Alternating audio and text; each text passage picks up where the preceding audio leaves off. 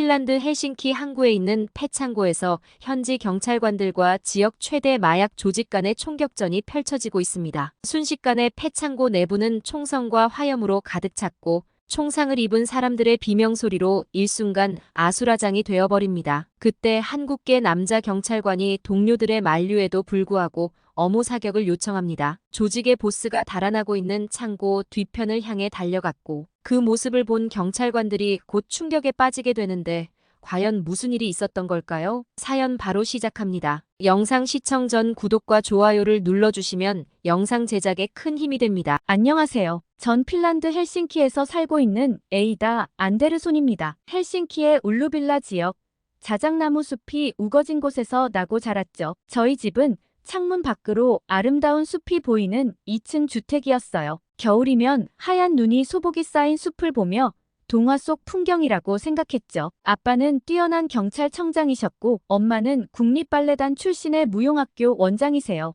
우리 가족은 매일 저녁 식탁에 모여 그날 있었던 일들을 이야기하며 웃음꽃을 피웠습니다. 아빠는 위험한 사건을 해결하실 때마다 정의는 반드시 승리한단다. 우리가 지켜야 할 사람들이 있기에 우린 더 강해져야 해라고 말씀하셨는데 그때마다 제 가슴은 자부심으로 가득 찼습니다. 어린 시절 친구들은 제 아빠를 진짜 히어로라고 불렀어요. 저도 그렇게 생각했죠. 6살 때부터 엄마의 무용학교에서 현대무용을 배우기 시작했어요. 무용은 제 삶의 전부였죠. 춤출 때면 마치 구름 위를 걷는 것처럼 행복했습니다. 엄마는 제가 춤추는 모습을 보실 때마다 눈시울을 붉히시며 우리 에이다가 내 꿈을 이뤄줄 거야 라고 하셨어요. 매년 크리스마스 시즌이면 저는 헬싱키 시립극장에서 열리는 호두까기 인형 공연에 참여했고 17살이 되던 2012년에는 드디어 주역을 맡게 되었답니다.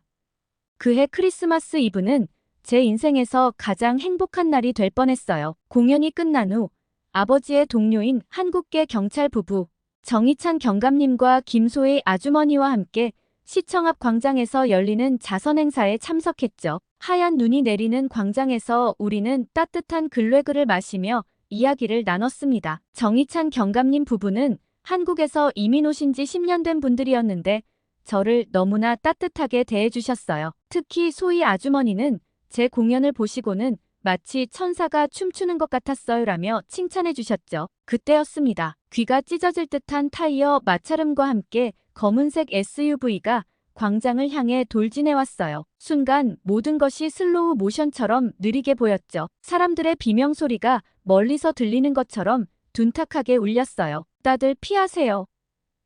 아빠의 절박한 외침이 들렸습니다. 아빠는 순식간에 제 앞으로 달려오셨어요. 차갑게 얼어붙은 제 양뺨을 따뜻한 손으로 감싸주시더니 떨리는 목소리로 말씀하셨죠. 에이다, 내 딸. 아빠가 엄마와 함께 다친 사람들을 도와주고 금방 돌아올게. 정희찬 경감님 따라서 일단 밖으로 먼저 나가 있으렴. 꼭 돌아올게.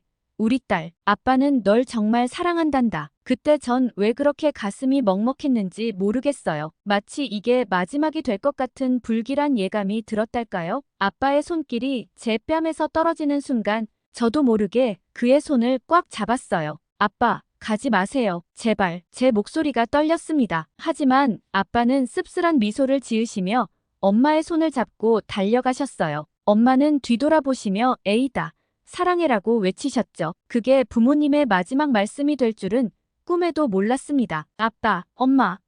저도 모르게 악쓰는 소리가 제 목구멍에서 터져 나왔어요. 부모님을 따라가려는 제 몸을 소희 아주머니께서 꽉 잡아주셨습니다. 그리고 그 순간 또 다른 차량이 중앙광장으로 돌진했고 시민들을 피신시키던 부모님은 그대로 차량에 치이고 말았어요. 온 세상이 멈춘 것 같았어요. 제 심장도 멈춘 것만 같았습니다. 귓가에서는 찢어질 듯한 비명소리가 울려 퍼졌는데 나중에 알고 보니 그건 제 목소리였더군요. 안 돼. 아빠, 엄마, 일어나세요. 제발, 일어나세요. 제 눈앞에서 사랑하는 부모님이 쓰러지는 순간 저의 온 세상도 함께 무너져 내렸습니다. 눈보라가 휘몰아치는 광장에 사이렌 소리가 울려 퍼졌어요. 하얀 눈이 내리는 광장은 순식간에 붉은색으로 물들었고 제 눈앞이 캄캄해졌습니다. 며칠 뒤 장례식장에서 저는 계속해서 혼잣말을 했어요. 이건 꿈일 거야. 곧 깨어나면 아빠와 엄마가 날 깨우실 거야. 우리 또 같이 아침 먹고, 웃고, 이야기하겠지?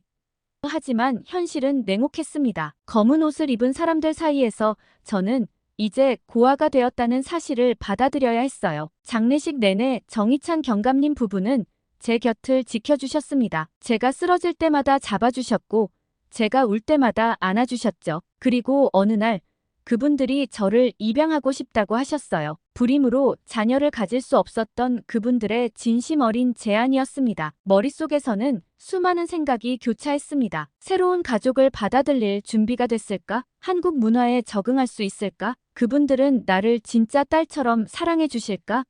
하지만 저에게는 선택의 여지가 없었기 때문에 그분들과 함께 살기로 했습니다. 2013년 1월, 저는 정희찬 경감님 부부의 딸이 되었습니다.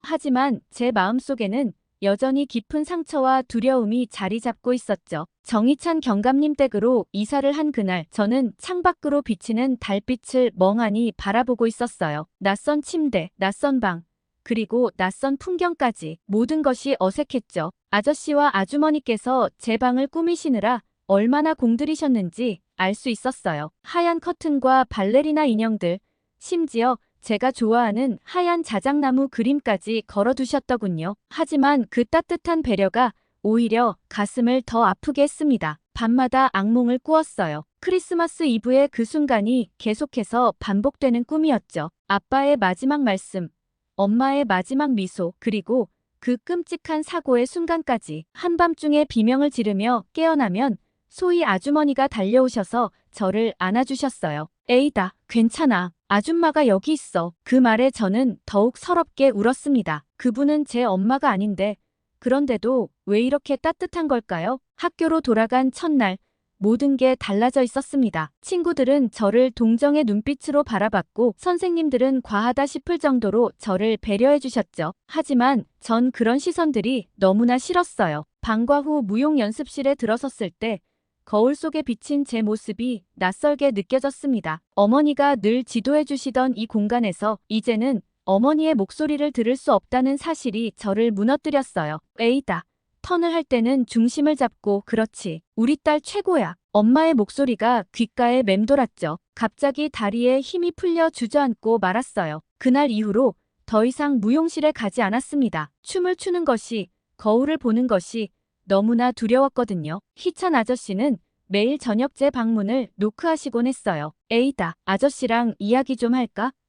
하지만 전 대답하지 않았죠. 소희 아주머니는 제가 좋아하는 핀란드 전통 요리를 연구하셔서 매일 다른 음식을 만들어 주셨어요. 까렐리안 파이, 로이케이토, 코르바푸우스티. 하지만 그 음식들을 먹을 때마다 더 슬퍼졌어요. 그분들이 저를 위해 애쓰시는 게 보였지만 그럴수록 제 진짜 부모님이 더 그리워졌거든요. 학교에서는 점점 반항적으로 변해갔어요. 수업 시간에 잠을 자거나 숙제를 안 해가기 시작했죠. 그러다 우연히 알게 된 선배들과 어울리기 시작했어요. 그들과 있으면 아무 생각도 들지 않았거든요. 담배를 배웠고 수업을 빼먹는 일도 잦아졌습니다. 양부모님은 제가 문제를 일으킬 때마다 학교에 불려오셨어요. 그때마다 죄송하다고, 앞으로 잘 지도하시겠다고 말씀하시는 모습을 볼 때면 가슴 한켠이 아팠지만 그래도 멈출 수 없었어요. 어쩌면 전 그분들의 사랑을 받을 자격이 없다고 생각했는지도 모르겠어요. 집에서 들리는 두 분의 대화를 우연히 듣게 된 적이 있어요. 여보, 우리가 에이다의 마음을 더 이해해야 할 것 같아요. 아이가 얼마나 힘들까요? 소희 아주머니의 걱정 어린 목소리가 들렸죠. 그래요. 당신 말이 맞아요. 우리 딸이 언젠가는 마음을 열어줄 거예요. 희찬 아저씨의 대답에 제 눈에서 눈물이 흘렀어요. 하지만 전 그분들의 사랑을 받아들일 준비가 되지 않았나 봐요. 오히려 더 방황했죠. 그렇게 저는 점점 더 깊은 어둠 속으로 빠져들어갔습니다. 마치 끝없는 나선형 계단을 따라 내려가는 것처럼 저는 제 자신을 점점 더 깊은 곳으로 밀어 넣었어요. 그날도 평소처럼 선배들과 어울려 다니고 있었어요. 마르쿠스는 항상 저를 특별히 신경 써주는 것 같았죠. 하지만 그날따라 그의 눈빛이 평소와는 달랐습니다. 술에 취해 있던 그는 저를 으슥한 골목으로 데려갔고 갑자기 저를 벽으로 밀어붙였습니다. 에이다, 넌 정말 예쁘다. 특히 이 순수한 눈빛이. 마르쿠스의 숨결에서는 독한 술 냄새가 났어요. 그의 새빨갛게 충혈된 눈을 마주한 순간 온몸에 소름이 돋았죠. 평소에 부드러운 미소는 온데간데 없고 낯선 야수 같은 눈빛만이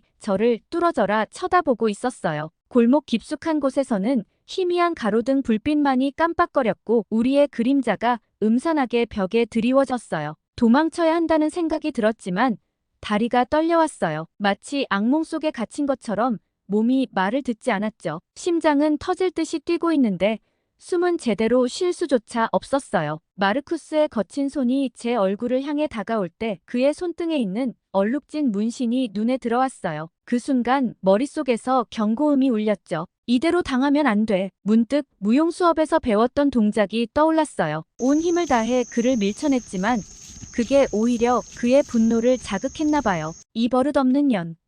마르쿠스의 주먹이 날아왔고 저는 그대로 아스팔트 위로 쓰러졌어요. 머리를 세게 부딪혔지만 본능적으로 일어나 도망치기 시작했습니다. 뒤에서 들리는 발소리와 욕설이 점점 가까워졌어요. 공사장 울타리를 넘다가 미끄러져 떨어졌고 그대로 의식을 잃고 말았습니다. 눈을 떴을 때는 병실이었어요. 희미한 소독약 냄새, 규칙적으로 울리는 심장 모니터 소리, 그리고 제 손을 꼭 잡고 계신 소희 아주머니의 모습이 보였습니다. 아주머니의 얼굴은 핏기 하나 없이 창백했고 눈가에는 피곤함이 가득했어요. 에이다, 정신이 들어. 많이 아프지?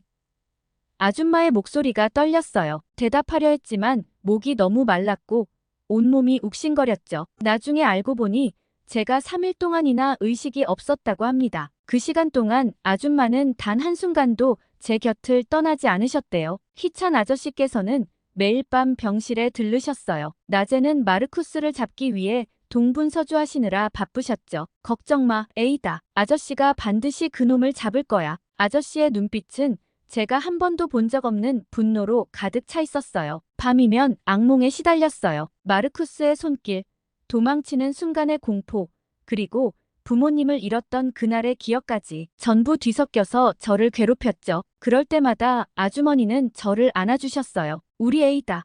이제 괜찮아. 내가 여기 있어. 그 말에 더 이상 거부감이 들지 않았어요. 오히려 따뜻했죠. 트라우마 치료를 받으면서 많은 이야기를 했어요. 처음으로 제 마음을 솔직하게 털어놓았죠. 부모님을 잃은 슬픔, 새로운 가정에 적응하지 못하는 두려움, 그리고 제 자신에 대한 분노까지. 상담 선생님은 제게 이렇게 말씀하셨어요. 에이다, 당신은 충분히 용감했어요. 이제는 스스로를 용서하고 앞으로 나아갈 때예요. 병실 창가에 서서 밖을 바라보던 어느 날 문득 깨달았어요. 제가 얼마나 이기적이었는지, 그리고 양부모님의 사랑이 얼마나 진실했는지를. 어머니, 처음으로 제가 먼저 어머니를 불렀어요. 죄송해요. 그동안 너무 철없이 굴어서. 어머니는 말없이 저를 안아주셨고 저는 그 품에서 마음껏 울었습니다. 퇴원하기 전날 아버지가 기쁜 소식을 들고 오셨어요. 마르쿠스가 체포됐다는 소식이었죠. 아버지, 저도 나중에 아버지처럼 되고 싶어요. 약자를 보호하고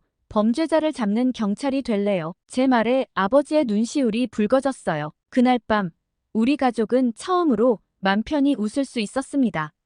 퇴원하고 저는 새로운 꿈을 향해 달려가기 시작했어요. 무용은 제 과거가 되었지만 그곳에서 배운 강인함은 여전히 제 안에 살아있었죠. 이제는 압니다. 진정한 가족은 피보다 진한 사랑으로 맺어진다는 것을. 그리고 저는 이미 세상에서 가장 완벽한 가족을 갖고 있다는 것을요. 최선을 다해 학업에 매진한 결과 저는 헬싱키 경찰학교를 졸업하고 성범죄 특별수사팀에 배치받았어요. 첫 출근 날 제 책상 앞에는 수많은 사건 파일들이 쌓여 있었죠. 그 파일들을 한 장 한 장 넘기면서 제가 진정으로 하고 싶었던 일을 시작하게 됐다는 실감이 났어요. 그때였어요. 신임 에이다 안데르손 경이죠.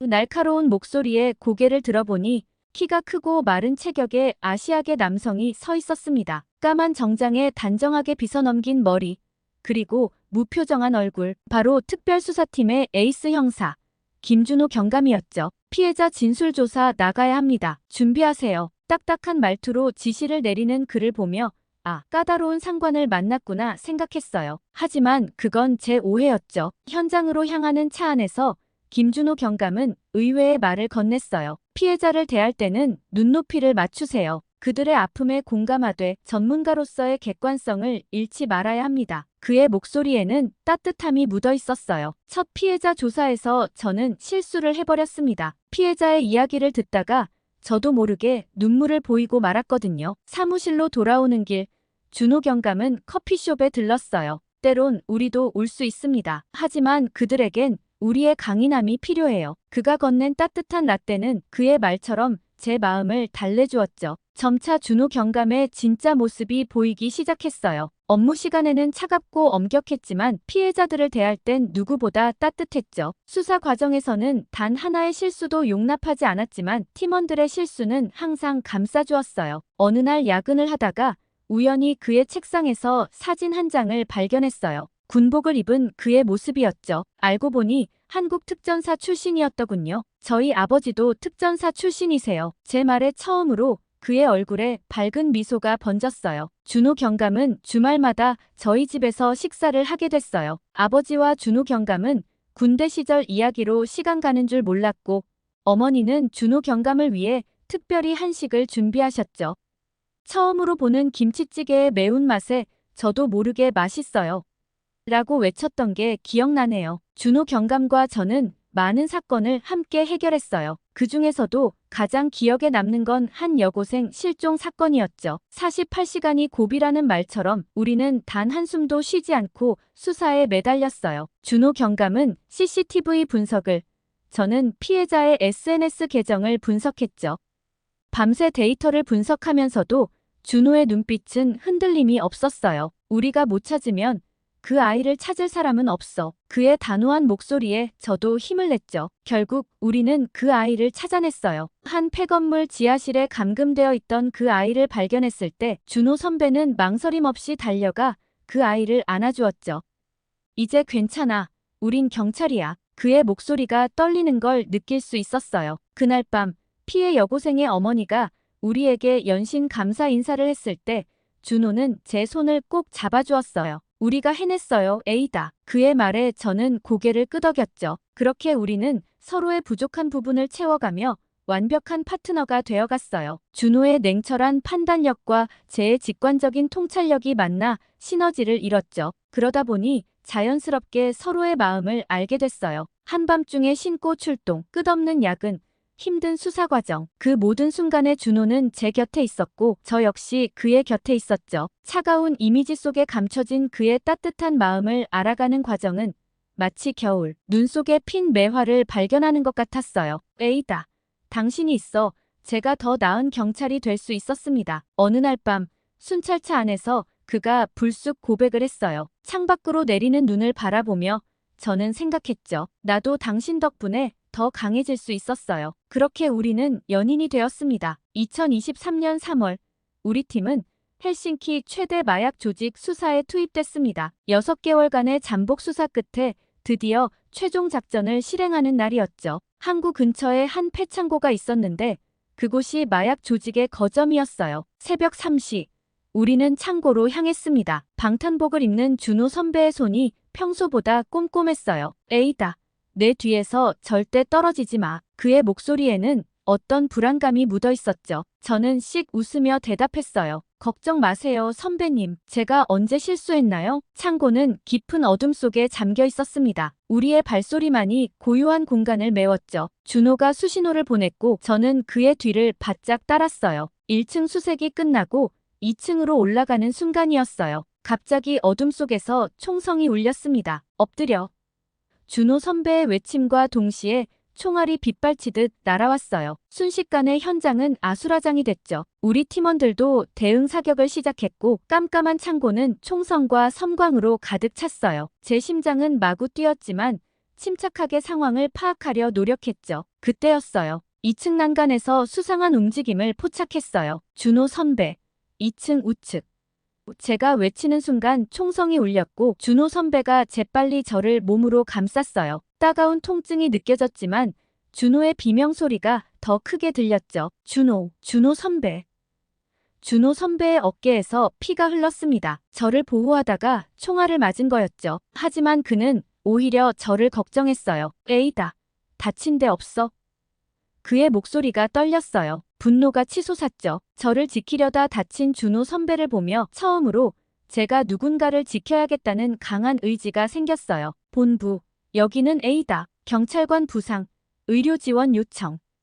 무전을 보내고 준호 선배를 안전한 곳으로 옮기면서도 저는 계속해서 현장을 주시했어요. 그때 2층에서 검은 형체가 움직이는 게 보였죠. 조직의 보스였어요. 저대로 도망치게 둘 순 없어요. 저는 결연히 총을 들었어요. 준호 선배가 가르쳐준 대로 깊게 숨을 들이쉬고 방아쇠를 당겼죠. 총알은 보스의 다리를 관통했고 그는 그대로 쓰러졌어요. 현장은 순식간에 진압됐고 지원팀이 도착했죠. 병원으로 이송되는 구급차 안에서 준호 선배가 제 손을 잡았어요. 미안해요, 에이다. 더 잘 보호했어야 했는데. 저는 고개를 저었죠. 아니에요. 이제는 제가 선배를 지킬 차례예요. 그의 눈에 미소가 어렸어요. 수술은 성공적이었습니다. 총알이 주요 장기를 비껴갔다고 하더군요. 회복실에서 만난 준호는 여전히 제 걱정뿐이었죠. 다음부턴 내 말 잘 들어. 위험한 상황이면 바로 후퇴해야 해. 저는 그의 손을 꼭 잡았어요. 네, 약속할게요. 대신 선배도 약속하세요. 앞으로 절대 나 대신 총을 맞지 않겠다고 말이죠. 그날 밤 병실 창 너머로 보이는 달빛 아래서 우리는 서로를 향한 마음을 확인했어요. 목숨을 걸고 서로를 지키려 했던 그 순간의 진심이 우리를 더 깊은 사랑으로 이끌었나 봅니다. 에이다, 나랑 결혼해 줄래요?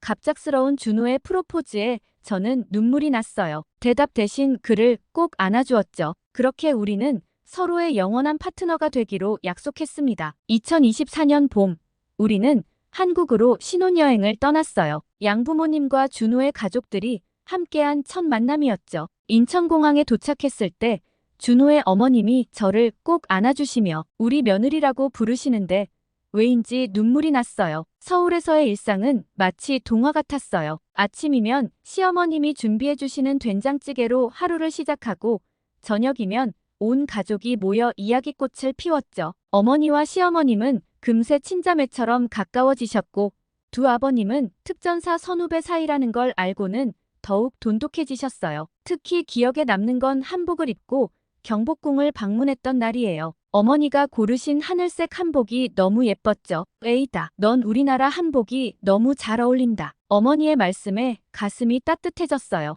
우리나라라는 말이 이렇게 행복하게 들린 적은 처음이었거든요. 한국에서의 시간은 제게 새로운 깨달음을 주었어요. 핀란드에서 자란 제가 한국의 문화를 이해하고 사랑하게 된 것처럼 서로 다른 문화가 만나 새로운 아름다움을 만들어낼 수 있다는 걸 알게 됐죠. 귀국 후 준호와 저는 핀란드 한국 경찰 교류 프로그램을 제안했어요.